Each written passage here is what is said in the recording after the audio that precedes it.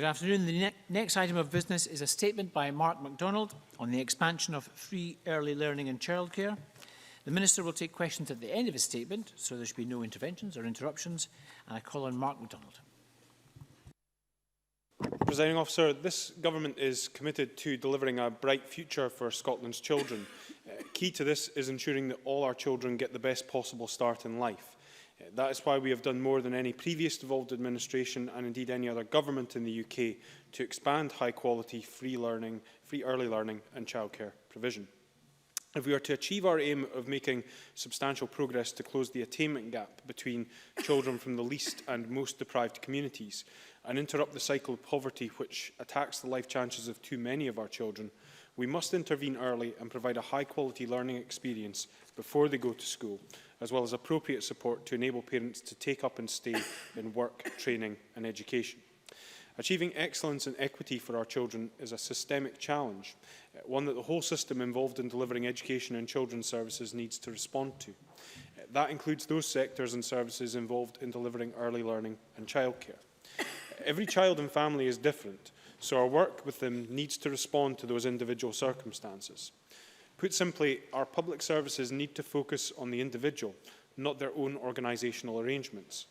Our Blueprint 2020 sets out how we will seek to achieve this by near doubling the current 600 hours per year of free early learning and childcare entitlement to 1,140 hours.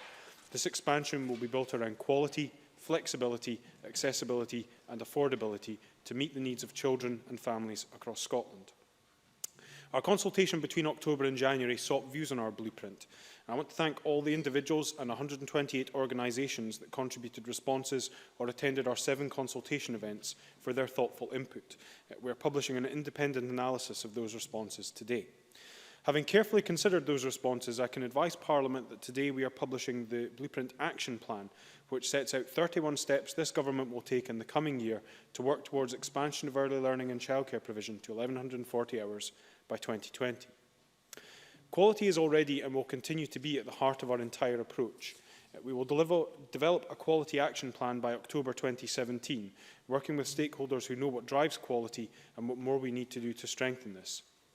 As part of this, we will introduce a quality standard that all providers will be required to meet before they can access funding to deliver the free hours. This will draw on existing quality standards to create a coherent, consistent national standard. We also want to ensure that the service model maximises flexibility for families, so that all parents can take up their entitlement for their children. Parents have told us that they want choice, genuine choice, of provision across sectors. That involves removing barriers to private and third sector providers delivering funded ELC. The service model for the future must ensure more financially sustainable provision across all sectors, including community-led provision, such as the approach to extended hours being supported through the Argyll and Bute trial involving the Mull and Iona Community Trust. I want to make clear that local authorities will continue to play a vital role in delivering ELC and building capacity for the expansion to 1,140 hours. They will be the main guarantor of quality and enabler of flexibility and choice. But the service model we will develop is fundamentally provider neutral, prioritising the settings that are best placed to deliver quality outcomes for children and supporting our ambition to close the attainment gap, regardless of which sector they are provided by. Presiding Officer, this model will ensure that funding follows the child. It will be underpinned by a rigorous approach to ensure the quality of learning and care, so we will also establish a new national standard for funded provider status. Sustainability and fairness will also feature in the new model to help drive quality. My officials will work in partnership with local authorities to develop the detail of the funding model and the national standard. And I can also announce, Presiding Officer, that we will commission a feasibility study to explore potential costs and benefits of introducing an early learning and childcare account in the future. As already stated, local authorities will continue to play a key role in the delivery of our action plan and will retain their statutory responsibility to ensure that funded entitlement is available for all eligible children in their areas. But we also need to support them to build the capacity needed in their communities to provide 1,140 hours. So we will provide support to local authorities, providing access to professional and technical expertise on common and complex issues and additional service innovation and redesign capacity. That support will be shaped with the involvement of local authorities themselves. I can further advise that we are issuing ELC expansion planning guidance to local authorities today to help them think through their key infrastructure, workforce and delivery model approaches in a systematic manner as they move towards providing 1,140 hours. Increasing the role for childminders in delivering the funded hours received significant support in consultation responses. Our new provider-neutral approach and accompanying funding model will help make this a reality, but we must also ensure that childminders are enabled to play their part. So we will work with the Scottish Childminding Association and local authorities to ensure that childminders are properly promoted as a high-quality option for the funded hours. And in September 2017, we will publish a new learning and development pathway to encourage more people to choose to become childminders. Now that the policy framework has been announced, local authorities can develop more refined cost estimates for the expansion. This is key to ensuring that we collectively maximise public value from this significant investment. I am clear, Presiding Officer, that the new funding model will ensure that resources provided for early learning and childcare directly reach frontline delivery in order to best meet the needs of individual children and their families.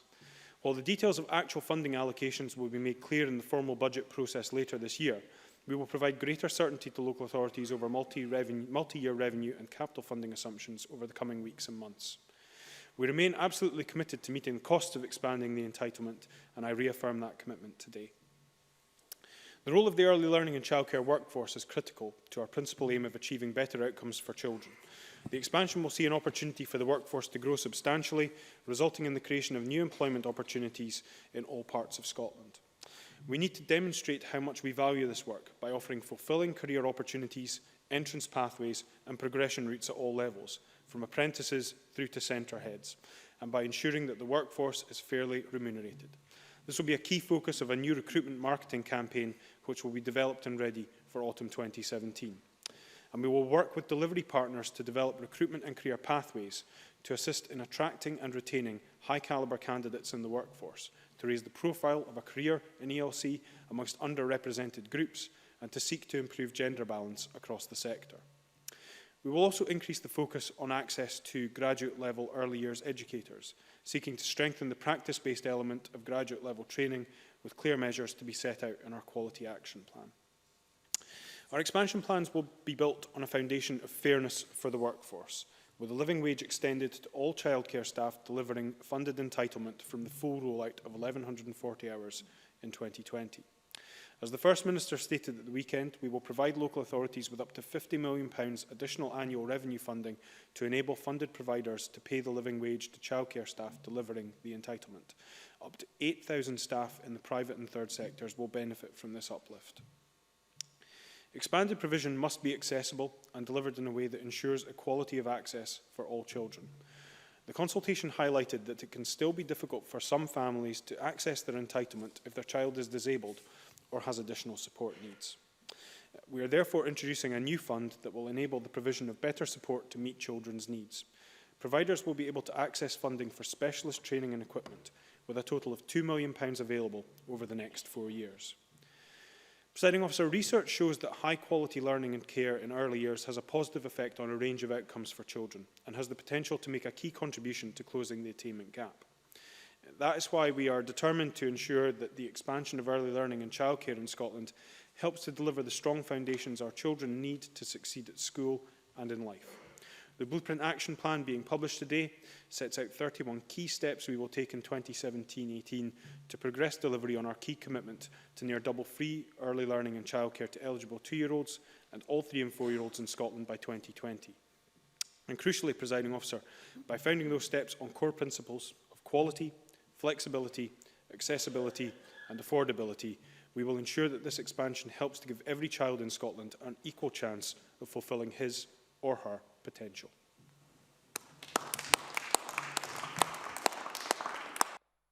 Thank you. The Minister will now take questions for around 20 minutes. If members wish to ask a question, I would urge them to press their request to speak button now, and I call on Liz Smith, to be followed by Daniel Johnson. Liz Smith. Thank you, Presiding Officer, and can I thank the Minister for sight of the statement, and can I also very much warmly welcome the move towards a model which will ensure that the funding will follow the child, and especially the prospect of a childcare account, and a model that I think will remove a lot of the inflexibility in the system which has prevented many parents from accessing the childcare of their choice.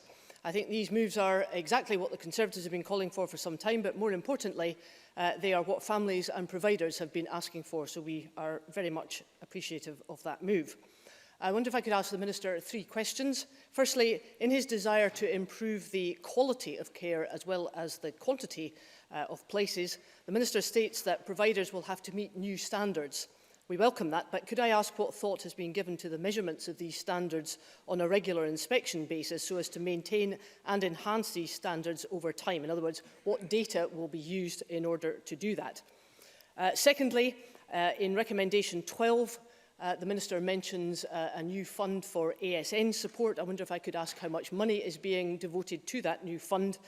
And in that context of ASN, which is so important, I wonder if he's given any further thought to the letter that he sent back to me on the 21st of February, in which I raised some concerns about the need for all providers to have a level 9. It's very good to have a highly professionalised group of people who are obviously involved in this, but there were many providers who flagged up the concerns about the additional cost of that, particularly for some people who are in very small units. Minister. Can I begin by thanking Liz Smith for the positive way in which she has approached this and for her welcome to the approach that the government is taking forward. On the issue of quality, we will give careful consideration to how that is to be measured, because we want to ensure that where those standards are in place, that we keep track of how different providers are performing in relation to those standards. So that will form part of the judgment in terms of developing those standards.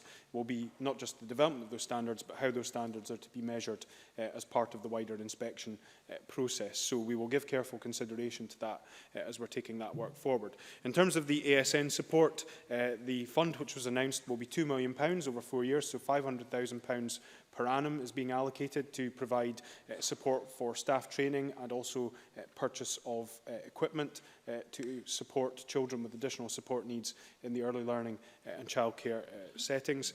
And in relation to her third point, I think, if I remember correctly from the letter that I sent her, and I don't have it in front of me, so don't quote me on my powers of recall, I seem to recall that I mentioned in that letter that we were continuing to give careful consideration to the points that she raised. That remains the case, and we will continue to look very carefully at the points that she's raised and the concerns which she has fed back to me. Daniel Johnson, to be followed by Claire Hockey. Daniel Johnson. Thank you, Presiding Officer, and I'd like to thank the Minister for advance sight of today's statement. While Labour has many criticisms of the government's approach to education, we welcome the ambition and direction of this expansion of early years and childcare. We know that whether you measure equality, attainment or getting parents back to work, childcare is a huge part to play in improving our society. So we back the commitment to expanding provision, but we remain concerned about the investment required to meet it. To deliver 1140 hours, there needs to be substantial investment in buildings. Just this week, First Step Community Nursery in Hamilton was officially opened at a cost of £3.2 million for just over 100 places. So if this is what 100 places costs, the £30 million capital investment in the budget surely is insufficient to meet the commitment to almost double provision. So what capital funding will be made available, and when will it be available? I also note the Minister's emphasis on the continued role for local authorities in providing childcare. However, the new funding model implies a significantly changed role for them in terms of funding and regulation. So what is the future role of local councils in terms of quality and standards in childcare? Thank you. Minister.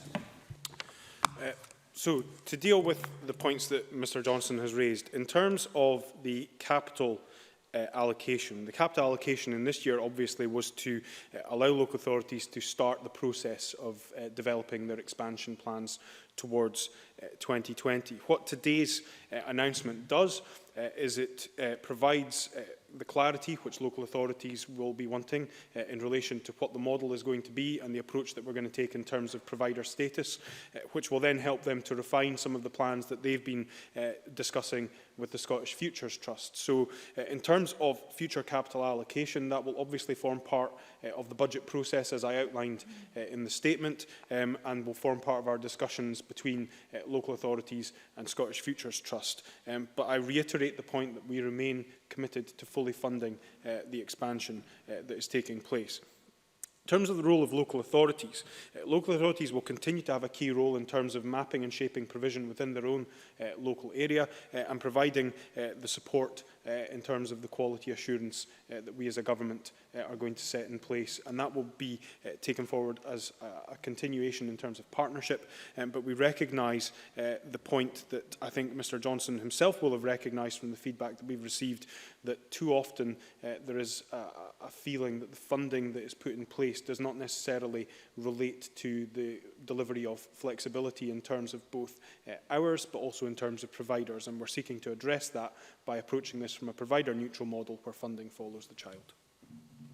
Claire Hockey, to be followed by Jeremy Balfour. Claire Hockey. Thank you, Presiding Officer. I welcome the focus on quality in the plans to near double free early learning and childcare and the acknowledgement of the role a highly skilled workforce plays in this.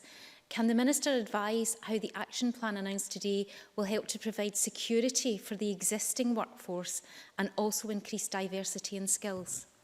Minister. The plan sets out a range of different approaches which we'll take to develop the early learning and childcare workforce, improve career pathways and attract more workers to the early learning and childcare sector.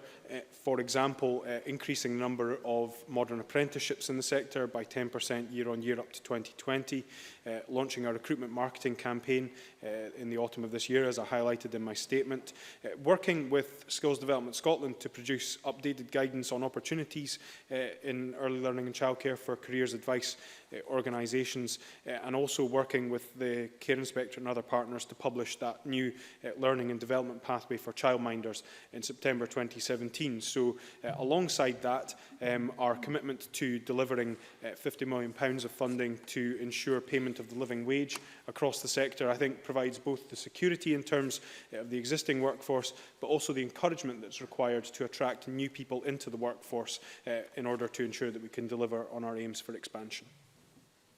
Jeremy Balfour, to be followed by Ian Gray. Jeremy Balfour.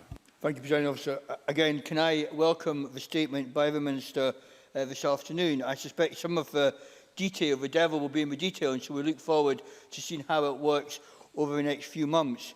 But would the Minister agree with me that there's still an issue in regard to parents that live in one local authority but work in another local authority, trying to get the childcare that they want? And would he work with local authorities, and how does he intend to work with local authorities to make sure that the parents get the nursery where they want it, not necessarily where they live? Minister. I thank Jeremy Balfour for his question, and I think first of all I would say that I agree with him that where parents choose to access their funded entitlement, that funded entitlement should be delivered, and we have issued guidance to local authorities in relation to cross-boundary funding of placements. Where that is not occurring, where we can demonstrate that is not occurring, I'm more than happy to have discussions with those local authorities because as well as us preparing for the expansion for 2020, we also have to ensure that the here and now is being addressed in terms of the entitlement that is currently available. So I will continue to have discussions with local government in relation to ensuring that the appropriate flexibility is afforded and also that those cross-boundary issues are addressed. But I think it would be fair to say that in terms of the model that we're putting in place, the funding following the child provider neutral model, that will help to address those cross-boundary issues which Jeremy Balfour rightly identifies and which the government is taking steps to address. Ian Gray, to be followed by Rona Mackay. Ian Gray. The Minister has talked about the need to build capacity, and that seems correct, and the importance of all sectors in providing so that childcare can be expanded. But in the private sector, one of the problems which have been faced right now by nurseries, of course, is a very significant increase in their costs through business rates. One example from my constituency of an increase of over 40%. What can the Minister do to try and ensure that these providers survive this increase in their costs so they can contribute to the strategy? Minister. I'd say two things in relation to that. Well, maybe more than two. We'll see how it goes. The first is that, of course, the opportunity is there for businesses to appeal any revaluation decision. And that should be the first step that any business takes in relation to a revaluation which they feel is unfair in relation to the costs that it will land upon their business. The second is that we as a chamber took a decision to pass the Community Empowerment Act, which provides power to local authorities to implement localised rate relief schemes, something which is happening in a number of local authority areas across Scotland currently. So the power is there for local authorities to identify sectors which require rates relief at a local level and put that in place. We've taken steps at a national level based on the feedback that came to the government from both the business community but also from opposition parties in the chamber to put in place specific rate relief schemes. But the power does extend to local authorities, and additional money was allocated in the budget through the deal that was struck between the government and the Green Party, which enables local authorities, and some local authorities have chosen to do that, to put in place their own localised rate relief schemes. And I would encourage Mr Gray to have conversations with his colleagues at East Lothian Council about the approaches that they could take in relation to rates relief at a local level. Rona Mackay, to be followed by Alison Johnson. Rona Mackay. Thank you, Presiding Officer. Parents, as demonstrated by the Fairer Funding for Our Kids campaign, have often voiced concern at their difficulty in actually taking up current free provision for their children compared to what has been on offer from local authorities. Can the Minister advise how the announcement today to ensure that funding follows the child might change that? Minister.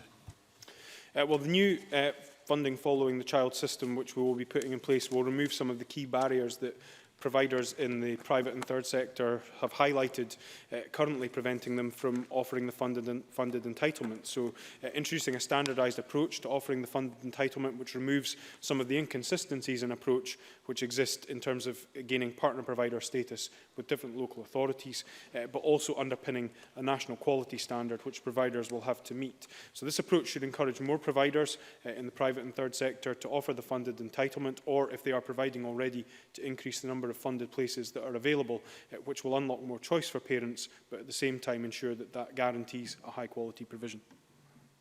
Alison Johnson, to be followed by Tavish Scott. Alison Johnson. Thank you. The Scottish Greens have previously called for a living wage for all working in childcare and warmly welcome the Scottish Government's commitment to this. I'm also pleased to read about the additional support need fund of £2 million, the aim to increase diversity of the workforce and the promotion of childminders. Can I ask the Minister why he has taken a provider-neutral approach over a local authority first one?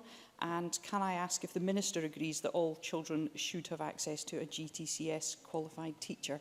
Thank you. Minister. So in terms of the approach we've taken in terms of provider-neutral, the discussions which I've had with local government have very much focused on the fact that there needs to be that approach in terms of a range of providers being available in relation to this. We also recognise that in a number of local authorities, and it would be fair to say that in some local authorities, they have taken the approach of, for example, involving childminders in terms of their delivery of the 600 hours, but we recognise that that's not being applied on a universal basis currently. So the provider-neutral approach allows us to bring providers such as childminders very much into the delivery of the expanded hours. In terms of Alison Johnson's question around teacher access, the government obviously has put in place funding to ensure that in some of our most deprived communities, for example, an additional teacher or graduate will be able to be working in those settings. We are looking very carefully at how we increase the number of graduates working within the sector, and that was part of the statement that I laid out here, because we recognise that as well as the teachers which Alison Johnson identifies, there are also graduates in BA Childhood Practice who have a lot to offer in this sector as well, and we want to ensure that as many routes into the profession are available as possible. Tavish Scott, to be followed by Fulton McGregor. Thank you very much, Presiding Officer. Can I thank the Minister for an advance copy of his statement and recognise the role he's brought in bringing this together. Indeed, he probably is now named the great conciliator on the front bench of bringing all the parties together in broadly welcoming what has been announced today. Well, maybe. But, and there's always a but, as Jeremy Balfour rightly said, but, Presiding Officer, the figures that were presented about the workforce planning needs to the Education Committee of this Parliament earlier in the year, including from both the Minister and indeed the Cabinet Secretary for Education, suggested that between 14,000 and 20,000 extra members of staff would be needed to fulfil the needs of this plan. Could he set out today for Parliament if he believes that will be met against the exacting timetable of the policy that's being established? Minister.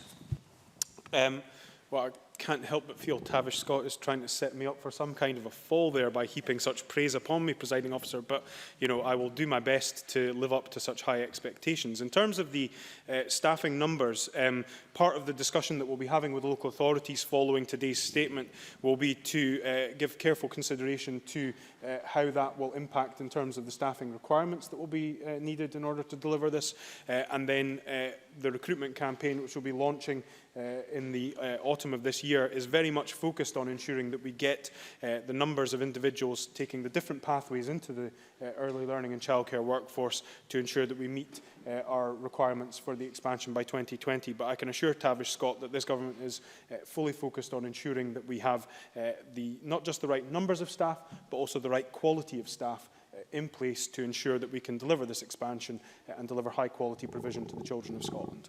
Fulton McGregor, to be followed by Ross Thompson. Fulton McGregor. Thank you, Presiding Officer. It's important that all children are able to benefit from free early learning and childcare.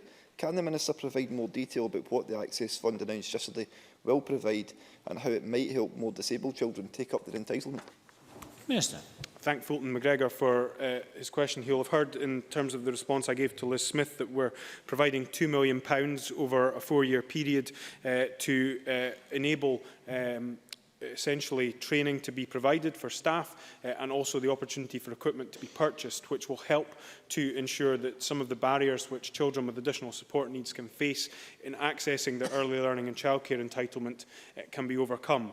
One of the key principles behind the expansion, which I outlined at the very outset and have repeated throughout, is accessibility.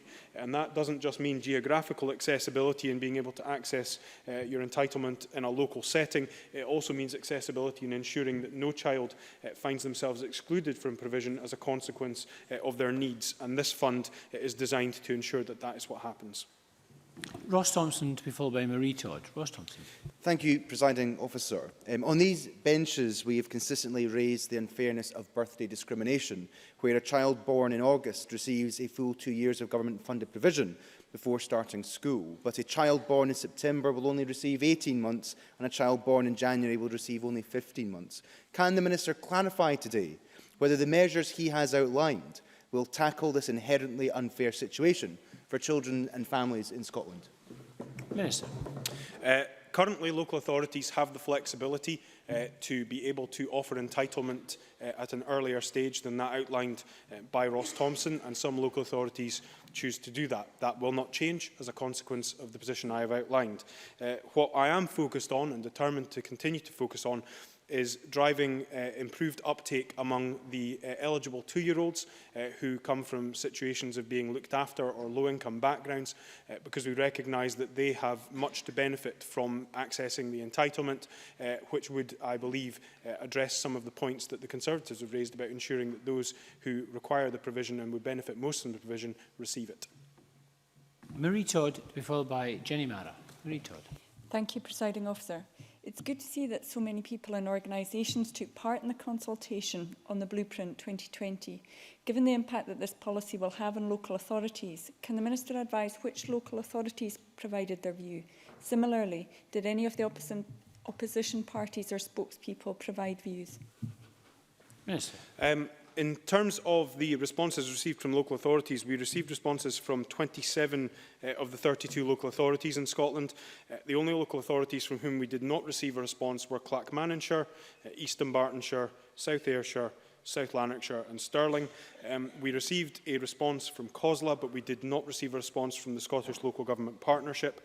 And while we didn't receive formal responses from the opposition parties in the Chamber, I had the opportunity to have meetings with Liz Smith, with Daniel Johnson, with Tavish Scott and with Alison Johnson. And without telling tales out of school, I'm sure they would agree that those were very constructive discussions, and I'm sure they will have seen some of those discussions reflected in the statement that I've made to Parliament today. Jenny Mara, to be followed by Willie Coffey. Jenny Mara. The Minister will have seen the survey from the NDNA this morning, which said that just half of private nurseries were likely to provide places for the expansion. Dundee City has a disproportionate number of private nurseries at almost 50% of provision, compared to a third for Scotland as a whole. How will the Minister ensure that local authorities like Dundee are not left behind in the expansion? And how will he put the right conditions in place to encourage private providers to take up funded places? Minister. Well, I would hope that the steps which I've outlined around the approach we're going to take in terms of the funding model, in terms of the approach we're going to take in ensuring that funding is provided to ensure that living wage can be provided, and in terms of ensuring that we create a suitable quality standard, will be the sort of measures that will help to encourage more providers to offer funded entitlement, whether that's expanding what they currently offer or bringing themselves to the table as new providers. So I'm confident that the issues which have been highlighted by NDNA in terms of their survey, and I thank them for their continued constructive input, and they've been involved as part of the ongoing discussion that we as government have had in developing both the action plan and the wider policy framework. We will continue to have those discussions with NDNA, but I'm confident that the measures that we've outlined here will help to address some of the points that NDNA have highlighted to us as part of their survey. Willie Coffey. Thank you very much. It's also on the NDNA survey question. One of the issues they raised in the survey was about staff wages and recruitment particularly. Could the Minister tell us what the Scottish Government is doing to ensure that private nurseries, which play a key role as partner providers, can address those issues? Minister. Yes, absolutely. And as I've highlighted on more than one occasion, the £50 million of additional revenue to ensure that all staff delivering the funded entitlement are paid the living wage, I think will help in relation to that. In terms of the recruitment campaign that we're going to be bringing forward, one of the things which has been raised with me on numerous occasions has been a feeling that the role of staff in early learning and childcare settings has not been valued highly enough. And I want to change that mindset that can sometimes exist out there. Essentially, what we are asking people to do is to join with us in transforming children's lives in Scotland. And I don't think there can be any higher status in relation to what we're looking to deliver than that. So that is essentially the driving principle behind this. I hope that that will help to encourage more people to come into the sector, because as well as seeing it as now having, in terms of the living wage being paid,